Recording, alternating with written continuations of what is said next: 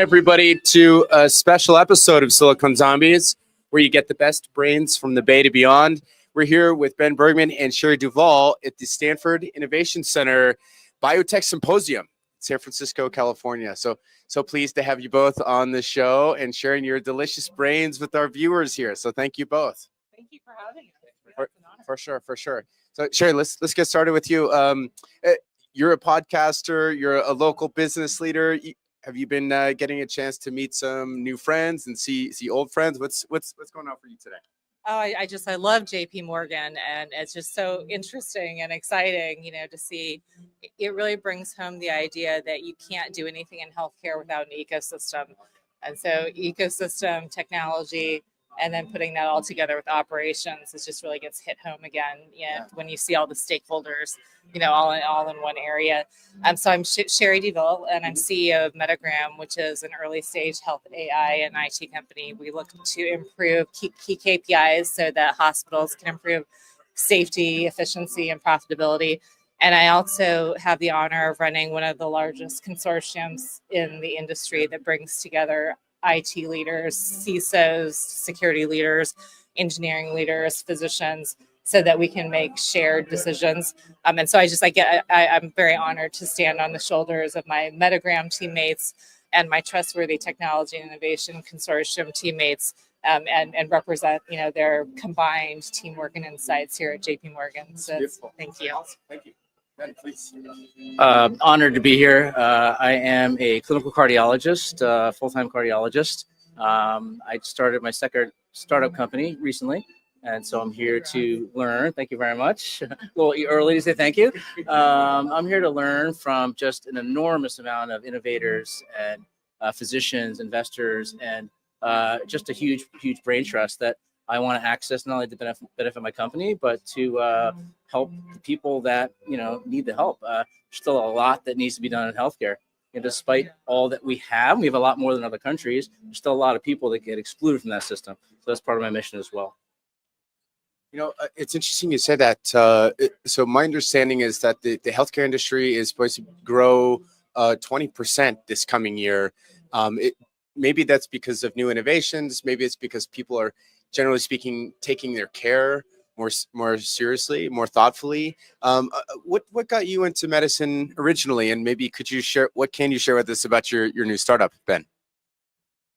Sure. It was really my brother. My brother had Hodgkin's at a young age. I spent a lot of time in a hospital as a child. I was 7 years old, and I was playing with little medical dolls and watching my brother get chemotherapy. So I saw his doctor not only diagnose him with cancer at a young age, but treat him, and he lived a long life. So very, very positive model of, a good family doctor from a very young age.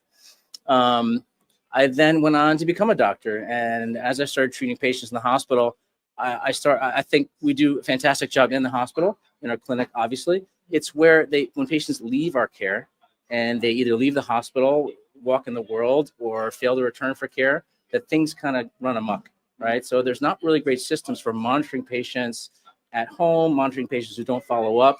Virtual care is really poised to, I think, change that entire landscape in ways that will hopefully start, decreasing that cost and getting better patient outcomes, rather than just cost up.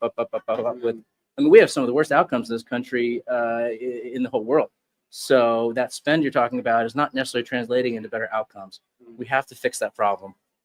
So maybe throwing money at the problem is not the right. We got to be thoughtful about this, and it seems to me that there's a lot of opportunity to disrupt the space because of insurance as well. Are you seeing anything in this space as well? Or? Well, I have to mention, you said I could shout out a mentor. So yeah. I have quite a few of them. The leadership team of Trustworthy Technology and Innovation Consortium is one of the top CIOs, is our sponsor, Chuck Podesta.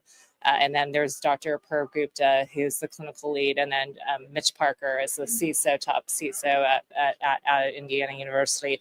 And so one of our, community projects that we worked on was helping people understand insurance denials, because it's both a technical as well as a governance issue, and it's something that's created a lot of challenges, like the recent incident with the CEO passing, and then with the all the outcry after that. And so I think even though that's very sad, and that no one would want that to happen, and we want to honor the passing of that individual, and the feelings of the patient, him as I guess a deceased patient, and the family. It's just kind of understanding. I think it's very healthy to reflect on why that happened, and to reflect on how people feel about their care and their access to care. And what I focus on is really helping health systems improve their capacity so that they can better manage the patient pathway and the patient journey. So I love everything that you're working on, and I would just say try to marry it with economics and help them with their economics, because until we really help them with their economics and their capacity, it's going to be really hard for them to do all those things that the public wants them to do. And so I think my advice to everybody who wants better care and feels frustrated is just to lean into curiosity, because it's an incredibly complex system, very difficult to navigate, not just as a patient, but for people that work in it, people that have worked in it. The most brilliant people in the world that have worked in it for decades are drinking from a fire hose every day, because there are so many components, across operations, technology, management, clinical care. I mean, it's most of the public doesn't know how many different kinds of physicians that you might need,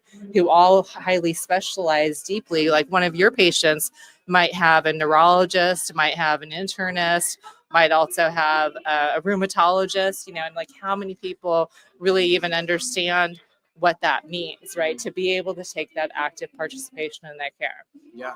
And I really love how you said lean into your curiosity. Yeah. Dr. Ben, maybe you had some similar curiosity when you're building Vocal MD. Maybe you could share. Yeah, it's a great question. I mean, when you say, find a way to figure out the economics, I mean, that's one of the challenges of the company, but it's double-sided. So physicians historically, right, want to get the work done and don't really tend to pay attention to economics too much. I think you'll find maybe 5 or 10% of physicians is good at running a business, knows the billing, knows all the unit economics of the business. Most doctors, I mean, the traditional family medicine doctor loves seeing patients and loves bonding with patients, loves, thinking about their patients and solving problems. And sometimes economics just goes out the window. Yeah. I mean, it blows my mind. 15 minutes per patient sometimes tops, right? That's a long visit for a doctor nowadays. Wow. I mean, you might be right, but I mean, I hear a lot of patients complaining nowadays about a 2 to 5 minute visit. I'm ashamed to say that, but it's happening, and it's not good for quality. Yeah. And so I know there's a lot of problems in the healthcare system. So I mean, what I'm curious about is, can we use AI or virtual medicine to solve some of these problems and, plug some of the holes that are kind of, I think, increasing cost over time. That's fascinating, because I feel like telemedicine has had its moment in the sun initially with like video conferencing, but maybe there's more, especially with IoTs and sensors and biometrics, to be able to like take it maybe telemedicine 2.0. Like, for example, if I break my leg and I go into the hospital, they can fix me. But if I come back within 2 weeks, my understanding is the hospital loses like 50% of that initial payment from the insurance company. So maybe there's telemedicine is a nice way to kind of circumvent some of those remittance rates. Is that kind of similar? Yeah, readmissions, and I'm actually gonna, because I focus on inpatient clinical operations and optimizing things to help improve resilience and financial viability, and also capacity for hospitals. But actually, Dr. Bergman is the one who focuses on readmissions. So I'd like to give you the floor for addressing that. Yeah, the federal government started a big experiment in readmission prevention. I can't remember the year, 5 or 10 years ago. So congestive heart failure is my field. I know that field pretty well. We started out in the 1980s, 1990s at pretty high 30-day readmission rates. Don't quote me, 30%, 25-30%, which is pretty bad, right? If you get hospitalized for heart failure, you have a 30% chance of returning in 1 month. And that was pathetic, right? So they started penalizing systems. It's not 50%, it's a smaller number. You'll get a deduction of roughly 3%, but that's on your global Medicare revenue. So if you don't meet these criteria of getting your hospital admission rate down below, I think it's 18% or something like that, you're going to suffer 3% of your global Medicare revenue is going to be taken away. For some systems, that's $100 million or something like that. Okay. So we've seen some innovation in that realm. There are some companies that are doing virtual cardiology to try to treat that population outside the hospital. And I think the success, I think it's still early. I mean, these are businesses that are a couple of years old. These are not 10-year-old businesses. Vocal MD wants to innovate in that realm. We're going to kind of latch a physician, a cardiologist, onto a patient the minute they leave the hospital. It would benefit us if we knew the patient before that, so we have a pre-existing relationship. That way, patients are more likely to comply with their instructions. We understand their family culture, their medications, their compliance, their reasons for failure for compliance, and so forth. So we hope, I mean, I can't guarantee this, we want to get those rates down closer to 15%, 13% would be amazing. I can't make that guarantee, but that's kind of our strategy right now. And heart failure would just be one of many different, industries. Primary care, we'd love to do. Mental health, I think, is a lot of deficiencies in mental health. So heart failure is going to be one of the areas we're going to work really hard on in the next 2 years. And I want to shout out to Dr. Arnold Lee, who's built a really, really strong 2-year pathway with me. Yes, he introduced us. Go Arnold. Yeah, thank you. I just want to make a comment about the role of communication in readmissions. So that is one place where we do play, because you have to have a follow-up visit when the patient gets discharged. The number one reason why they readmit is because of the lack of the follow-up. And so I did want to mention that. So it's coordinating, and orchestrating. I like to call it like air traffic control of the patient. That makes total sense. So right before we wrap up, we'd love for the audience to be able to check out a website or maybe learn about you on LinkedIn. Perhaps you can give a plug or a shout out here. Absolutely. I just thank you for having us. This is a great little outlet. You picked a great partner for me. It kind of fits perfectly. It's odd. It was Arnold's vision. Yes. Going back to heart failure 1 minute, there's been some real neat innovations in the heart failure field just in the last couple of years. There's been devices for approximately 10 years. You can actually implant a pulmonary artery catheter inside the human heart and measure the pressure directly. Sounds amazing, right? Nobody should be admitted for heart failure ever again, right? It didn't really work like that. It turns out that even if you know the beat-to-beat cardiac pressure, still not that easy to prevent readmission. Why? The data stream sometimes can be unreliable. We can't always act on the data stream. So, for example, if somebody's running high, sometimes they won't stop eating, Pringles potato chips or whatever. So, or sometimes they won't take their meds, or sometimes the underlying disease substrate is so bad, like heart valve disease or kidney disease, that they need to be admitted to the hospital. There's other newer products that will detect externally, like a patch on the chest. It's a company called Zoll. They make a heart failure device, and it pulses some wave or something through the chest, and you will know if there's fluid in the chest. I think something like that has enormous potential to improve outcomes. Vocal MD wants to be the guy that does the care after that detector gives us a signal. You know what I'm saying? Because it's not simple. Some people will answer the phone. Some people respond to an email or a message or a text message or an app ping to take care of themselves. Other people won't. Sometimes we have to call the daughter. Sometimes we have to call the pharmacist, figure out why they're not getting the medicine. So, identifying a readmission problem is just the beginning of fixing a readmission problem. There's a whole series of events that needs to happen to prevent readmission, including an appointment in some cases, but sometimes not. Yeah, that's a good point. So I've got two missions that work together. So it was, saving lives due to a leading cause of preventable death and a delay in information, the communication part, Metagram, www.metagram.com. My other mission is to advance trustworthy AI and make sure that the AI-driven component, which I call like the air traffic control in terms of optimizing the patient journey, that we are bringing the best talent from technology. And so Dr. Arnold Lee, who introduced us, has been that like a bridge.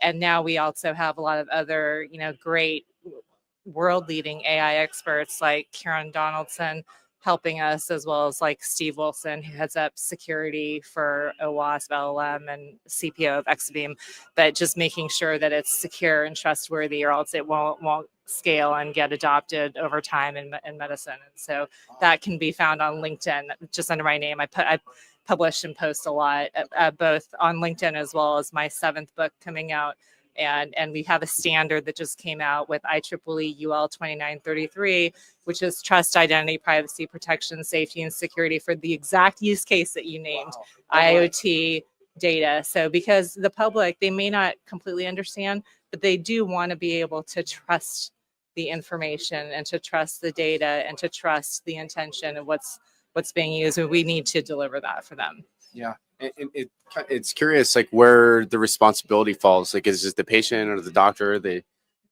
ecosystem? So a lot of moving parts there. Exactly. Well, we need to move from liability to responsibility. Oh, I like that. That's a great place to end. Well, Dr. Ben, great to see you. Thanks so much. Sherry Thank you. Duval, great to see you. Great to see you. Yeah, hope you enjoy the rest of the show. Welcome to another very special edition. It's the moment you've all been waiting for. We've got Silicon Zombies here, where you get the best brains from the Bay to beyond. We've got Dr. Arnold Lee and Leah Sherlock. Welcome to the show, you guys. Awesome to have you here, and really grateful for Mr. Paul Grewal, who's bringing us all here to cause trouble and learn about biology and what the medicine of tomorrow looks like at the Stanford Innovation Center. Stanford Innovation Center Biotech Symposium in San Francisco. So, guys, let's go ahead and get things kicked off here. Dr. Arnold, tell us what you're excited to see here today. Yeah, thank you very much, Nick. Appreciate it. And a pleasure to meet up with you again. I think we're seeing a lot of changes in the way medicines, healthcare is evolving. We're seeing the application of technology that can accelerate a lot of things very, very well. But it also means that we need to be quite careful about how we approach things, right? I mean, it's not say we're trying to guardrail things necessarily, or put obstructions in place. But I think we can move forward cautiously to a more optimistic future. So I especially like what Lee's doing in the AI biology space. I'm excited for AI applications of how AI or machine learning itself, simple solutions could help with, procurement problems, supply chain and stuff. So those are things that I'm excited about, applications that do make an impact and may be able to lower costs all around. So, yeah, thank you for having me. It's a great space to be in, and I suppose it's really cool to see so many people from different backgrounds. And I think I'm really kind of keen to see a lot of emergence between these two spaces. I think for a very long time we kind of almost mentally put a very clear divide between computation and biology, and it's now kind of becoming a bit of an intersection between those 2 points. And I think for me, I'm just really kind of bullish on kind of understanding and even our applications to biology, where we're kind of seeing data being kind of presented a lot more holistically. So it's not only that you're developing these drugs, but it's kind of what are the broader applications? We're not just looking at the lung in an isolated situation. We're looking at how, this particular therapeutic, when exposed to the lung, actually affects the entire ecosystem in that particular clinical model. And I think that's kind of where I'm most kind of keen to see where it's being driven. So awesome. Thank you both for that, kind of laying the table out for us. When we think of the intersection of biology and computation, what was that kind of Cambrian moment, that watershed moment that really changed that dynamic, would you say? That's a great question. To be honest, I don't think there was one single moment. I think there was an emergence of a variety of different types of technologies that were kind of constantly failing, but it was the striving for that. And I think, there was very recently, there was the AI winter, and that was kind of killed off with the emergence of ChatGPT, which really kind of got everybody kind of buzzing. And I think it kind of got them buzzing about its applications to biology superficially, but understanding how these models could be really leveraged to go to a deeper level. And I think it was more so the fact that the coming online of ChatGPT kind of gave us almost the inspiration to begin to dream again as biologists. So I think that's kind of where I kind of began to really see value in this particular space. Yeah, beautifully put, Lee. And I think also when it was Meta who had mapped the human genome sequence and open sourced it. I want to say DeepMind, but that was Google's acquisition. But maybe that was a pretty important moment to kind of bring these two things together. Tell us about your co-founder, because I feel like you guys have kind of a yin and yang, beautiful approach. And then also what problem you're solving and how is it different? Yeah, so my background is more so as a biochemist. So once I left university, I immediately began working in startups. So I was working from more on a wet lab basis. I was working on things like IPF, pulmonary fibrosis, small molecules for cancer, and then kind of progressed into CAR T cell. But kind of time and time again, there was this kind of like leveraging of data, and then we were failing, and then we were going back to step one and trying to move forward, and that's kind of like constant with inside the R&D kind of space. And I suppose when I connected with my co-founder, he was coming from like a computation space, and then began to specialize in bioinformatic AI. So I began to really understand almost like, or well, dream really about how we could cohesively bring together the ecosystem of data to allow these kind of wet lab scientists to really begin to push the upper limits of their imagination, the hypothesis, and kind of kill some of these ideas off early, but also understand what the true potential for this particular therapeutic is. I think sometimes we're afraid to kind of dream. We like to look at the literature, we like to see what's been proven, but it's like with these particular in silico models, it kind of allows us to almost like push the upper limits and to do it at a very low cost. And I believe that's kind of the direction that we'll pull it in. So yeah, it's quite complementary, I suppose, our skill sets, and I think that's now what we're trying to push into. When you say that, it because a lot of scientists are concerned, like they don't want their jobs to be replaced, not just scientists but all sorts of knowledge workers, right? Yeah. Did you want to chime in on the dirty, the dull, and the dangerous, and how this is getting replaced? Thank you. So it's kind of like the way I look at it is like, I think medical education needs to kind of like be revamped. I'm not trying to say that everything has to be retooled, but I think the clinicians that are now being trained have to learn how to embrace using a language model or advanced AI solutions to help them be, even greater physicians. They're great physicians, but I think they can be even more effective when they're relying on technology to accelerate them, right? Answering some of the hard questions. And I think this is where you see the marriage of expertise on Lee's side and Brendan's side, the CTO side, technology, biology, and computational knowledge coming together. I see it the same thing with physicians or young clinicians learning how to use technology to, accelerate healthcare for people, getting information faster, getting to edge cases and diagnostics more rapidly. So developing a drug, repurposing a drug. In this case, it's kind of like, I'd say, it's a terrible analogy, so I do apologize. It's kind of like the bionic person, right? Now you're using the bionic person, could just very well be the iPhone. I don't know, but I'm just, it's like you're exactly, it's a cyborg. Yeah. So you're accessing a knowledge database that you would not have time to go look into a book. Now I can just get it within seconds. And you realize, oh, therein lies the problem. Let's try this treatment process. So let's try this medication. Let's go with this not algorithm. Let's go with this option, and then you might or will see better outcomes. At least that's what I think. That's what I'm bullish about. So it's that marriage of like expertise that I believe can really, really drive us towards a more optimistic future in healthcare. Even to kind of add to your point, and I think what you're kind of alluding to as well, quite rightly, is that it's not so much about replacing these individuals. It's about enabling them to do what they do and do it better. It's about kind of like cutting down the time that they would have wasted. They would have wasted 3 months to try test out this idea, but you can use this technology to really bring that down within inside of a couple of days. And I wouldn't be necessarily worried about it, because like, a mathematician shouldn't be worried about a calculator. It's not going to take over what they're capable of doing. It's going to enable them to do what they're doing faster and better to a higher accuracy.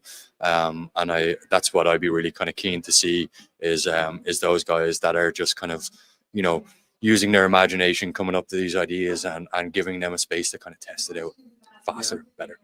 It feels like you keep returning to this concept of opening up creativity, and maybe it's like these kind of more the foundational stuff that can be augmented. It's like, a scientist that's AI powered or leveraging these platforms are going to be a scientist that's not, and kind of much in the same way that the bicycle had impacted innovation too. In fact, it's funny, they say that bicycles originally let one small town or tribe, not tribe, but this is like a long time ago, got to go hang out with different groups in empowered local travel in maybe kind of some similar ways. I think, sorry, I think what we're both bullish about is that you can now run your experiments with compute power. You lessen lab accidents. You lessen things that, oh, something broke because the thermostat broke down or something. Equipment went south, so sour, and so on and so forth. And what happens is that, all right, not happy with this, but let me just hit enter again, and I'm going to rerun the model.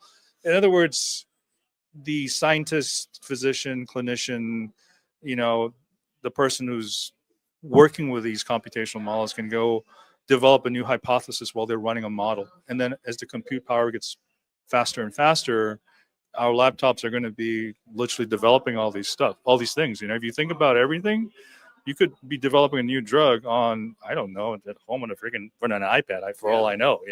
Again, that's kind of like my take on it. So I'll let you chime in, sir.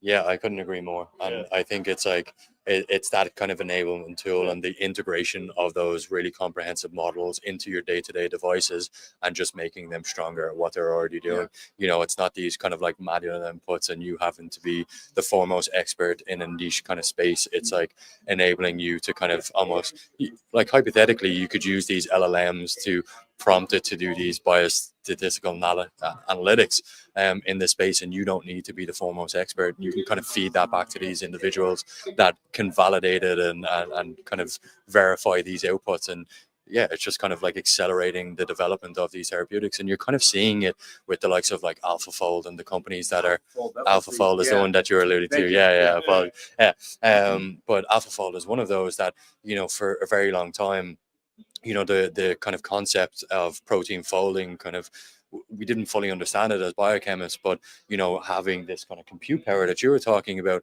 really just enabled the kind of model itself to learn the rules and parameters of how a protein folds and its thermodynamics and its stability, and you begin to code in those hard parameters, and next of all it begins to spit out these recombinants at a really impressive rate, and I think that's the future. Just recently, thank you for clarifying that. So just recently, I was learning a little bit about the IoT space and why it's important to be running these models at the edge, which you might have heard about. Before, I was like kind of confused, but in reality, if you can get the output immediately rather than having it, go hit a server, and what happens if one of the servers down? So this, even that 50 millisecond relay, if you're lucky, that's not going to work on say self-driving, because it needs to be instantaneous. So like getting these getting this feedback or these results immediately, likewise, I would imagine there's lots of benefits to the application, the end user. I mean, think of doing this in a high school science class. This will enable an old generation of young people to be able to come up with new scientific discovery, expand education about what technology is and how to harness it for a better outcome. So imagine if you had a high school science project, say, do some kind of simple drug development, understand the concept of what's going on and how you could be building, a real pipeline for scientists of the future. That's kind of what I'm thinking. This is why I like what Lee's doing and what Brendan are doing, like bringing together, experts in what your field and then experts in Brendan's field together. And I think from my side as a clinician, I like what I'm doing in the sense that I work with a great community of informaticists, physicians, A&Ps, everybody essentially getting together to learn more about machine learning and AI. And also in the venture space, being able to make that critical decision about why is this solution going to be good for healthcare versus investing in something that may not get the traction it really should get. So, it's a confusing way of saying, I guess, looking for a solution that really does what it's supposed to do in healthcare. Yeah, that's kind of how I look at it. And those are phenomenal points as well, because going back to even your question about losing jobs and stuff, again, I just wouldn't be worried about it. I think what's going to happen is that the kind of emergence of these technologies over time will essentially decrease the barrier for entry, which means that you don't get less people coming into space, you get more people coming in. Everyone rises together, you know, and you get a lot of people that are kind of coming in from diverser backgrounds, which means that the ideas are a lot more kind of you know, yeah, they're outside the box, because like basically if everybody comes from the same background, they're all thinking the same. You know, there's no kind of innovation, and greatness can come from anywhere at any point in time. So it's kind of like, again, just going back to your point, like you could do that in elementary. You could have like, back home we have the BT Young Scientists, and those are secondary school students that come up with these kind of really impressive ideas, and that leads to, you know, companies being generated. But again, these technologies enable that type of innovation, and it doesn't need to occur when you're, you know, traditionally it was like CEOs were well experienced individuals at you know 60 years old, and then they could start a company because there's a validity there. But I think now it's kind of like you're bringing that barrier of entry down, and kind of great ideas are coming from everywhere. Tell us a little bit more about the program where the ideas are coming from the kids and then maybe getting shared with organizations. Yeah, it's not even that they're kind of getting shared with, it's more so that like they're kind of set out secondary school students, whether they're coming from, you know, biology, chemistry, physics, geography, as long as they have a scientific concept and idea, they'll work on that for like a 3 to 4 month period of time. Maybe they might develop out a piece of technology or a really cool piece of like cybersecurity. They'll present it at this massive event, and some kind of like private guys plus you know, the government, they will basically award some of the top performers. But I've actually seen pals of mine from back home, they've won the BT Young Scientists, they've gone ahead and they've gotten checks from angels, and that's kind of led to the kind of catapulting of a new technology and a new company. And you know, there's just no telling where these kind of ideas will come from, and it doesn't happen without, you know, the convergence of these minds and kind of working together. Speaking of raising capital, are you guys currently in a raise, or how can the zombie community be helpful to? But I mean, Arnold, we already know you're an investor, so you get to sit this one out. But so how can the zombie community be helpful to what you're building? Yeah, I greatly appreciate that, and I suppose that's where Arnold comes in on our kind of journey as well, and kind of like helping us get connected into the San Francisco network. I suppose we are really focusing on attracting really innovative minds that aren't afraid to kind of like break those boundaries down and really push the upper limits. So if there's anybody that is out there in that ecosystem that is probably a little bit more deep tech, or just willing to kind of like change how kind of modern R&D is being conducted, and want to join us on that journey, then yeah, we'd love to get connected in. You should meet Sabrina Passman and Simon Lancaster from Omni Ventures, OMNI. Let me make sure. Yeah, definitely. Cool. Is there a website you guys want to give a plug to while we're live here? Yeah, there's a ton of websites and a ton of people that have supported me in this journey. I'd like to give a shout out to the founder of Orchid Agency, Maria Finkelstein. She's been phenomenal when it comes to helping the startups I work with, you know, drive their marketing. Give her a follow on LinkedIn. Give Orchid Agency a follow on LinkedIn. She's done a phenomenal job for some of the digital health investments, to be very specific. I'd like to give a shout out to all my friends who supported me in this journey. I know this is a long list. You know, I'd say Dr. David Kim, who gave me a first opportunity to get into venture capital, who believed in me, and give this young man, an opportunity as an analyst to understand what was going on. And the people who believed, my parents obviously believed that, you know, this. All right, you want to do machine learning? Go right ahead. We're not happy, but go right ahead. Anyways, but. And then again, to you, Nick, for, you know, having me at these events, listening to me, chatting with me, and then, you know, willing to have me come on to live and bring esteemed individuals like Lee and everybody else. Thanking you for bringing us all sorts of great founders. Oh, I'm thanking. Well, yeah, I'd like to thank yourself, because to be honest, without our kind of relationship that myself and Aaron have been developing over the last while, you know, we wouldn't even be in this room. You know, and he's been constantly kind of plugging us into the network in every which way. And half the battle. Yeah, it is half the battle. And even my co-founder is outside. You know, he's really kind of he's been a crutch of support throughout this entire thing. And there's been people from like the NDRC program, which is back home in Ireland. You guys should check that out. But there's been some really important individuals that have really, you know, worked hard hard in trying to help us figure out how we actually present this thing, how we position it, who we're going after. Because I think, you know, us as kind of like technical founders, we often do business in reverse, which is that we end up, you know, developing something and then we look for a solution, or we look for a problem to provide that. And that's not how things normally get done. But we did it that way. And I think there's been a lot of people on our advisory board, like Professor Mark back home in Trinity. Those guys have been really kind of beneficial for us to kind of just be the kind of scaffolding around what we're building out. So yeah. Is there a website you'd like to share with the audience here? Just our own website, metaflux.com. Yeah. METAFLUX. Yep, that's the one. .com. Yeah. Cool. Awesome. Well, thank you, fellas. Thank you very much.